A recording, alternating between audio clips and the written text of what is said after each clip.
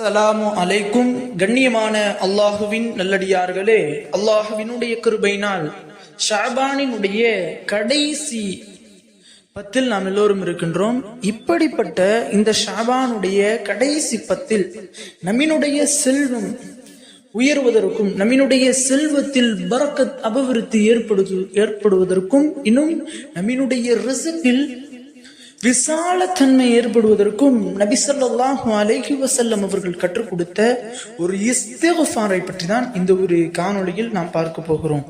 கண்ணியமானவர்களே, இந்த ஒரு இஸ்திக்ஃபாரை மட்டும் நீங்கள் நாம் சொல்லக்கூடிய முறைப்படி இந்த ஷஅபான் உடைய மாதம் முடியும் வரை வளமையாக நீங்கள் ஓதி வந்தீர்கள் என்றால் நிச்சயமாக உங்களினுடைய வாழ்வில் இருக்கக்கூடிய கடன் பிரச்சனைகள், இன்னும் பண பிரச்சனைகள், இன்னும் உடனடி பண தேவைகள் அனைத்தையும் அல்லாஹ் தஆலா நீக்கி விடுவான்.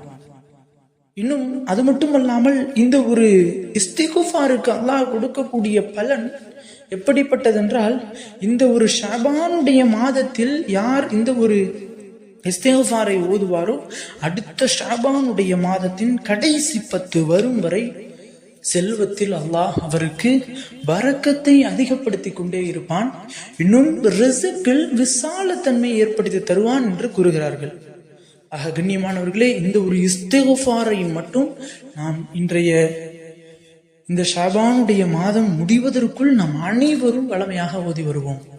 இன்னும் நிறைய பேர் கடன் பிரச்சனையினால மாட்டிக்கொண்டு நம்மினுடைய இஸ்லாத்தில் இருக்கக்கூடிய முஸ்லிமான நபர்களே நிறைய பேர் கடன் வாங்கி அந்த கடனை அடைக்க முடியாம அந்த கடன் அடைப்பதற்கு இன்னொரு கடன் வாங்கி கொண்டு அப்படி கடனை அடைக்க முடியாததற்காக இன்னும் வட்டி என்ற ஹராம செய்து கொண்டு இந்த நிறைய பேர் நம்மினுடைய சமூகத்துல வாழ்ந்துகிட்டு இருக்காங்க. அப்படி கடனை வாங்கி கஷ்டப்பட்டு கொண்டு இருக்கக்கூடியவங்க, வறுமையில கஷ்டப்பட்டு கொண்டு இருக்கக்கூடியவங்க இந்த இஸ்திக்ஃபாரை ஊதி பாருங்க. நிச்சயமாக இந்த ஒரு இஸ்திக்ஃபார் உங்களுக்கு உதவிகரமாக இருக்கும்.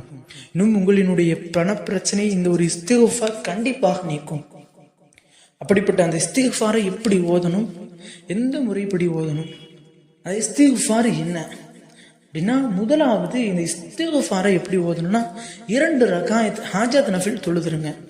நல்ல உடல் சுத்தத்தோட உடை சுத்தத்தோட அல்லாஹ் தருவான்ற இஹ்லாஸோட நம்பிக்கையோட 2 ரகாயத் தொழுது முடிச்சுட்டு இந்த பண பிரச்சனை இந்த பண கஷ்டத்தை நீக்கணும் அப்படின்னு நியத்து வச்சு பிறகு 2வது இந்த இஸ்திக்ஃபாரை 313 தடவை ஓதுங்க. அந்த ஹாஜத் நஃபில் தொழுது முடித்த பிறகு இப்படி இந்த ஷஅபானுடைய மாதம் முடியும் வரை செய்து பாருங்கள்.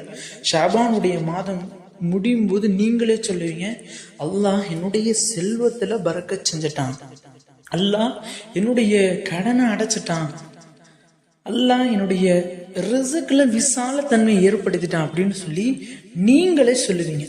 அந்த அளவிற்கு உடனடியாக நம்மினுடைய தேவைகளை நம்மினுடைய பண பிரச்சனைகளை நீக்கக்கூடிய ஒரு இஸ்திக்ஃபாராக இந்த ஒரு திக்ர் இருக்கின்றது. ஆக கண்ணியமானவர்களை நாம் அனைவரும் செய்வோம்.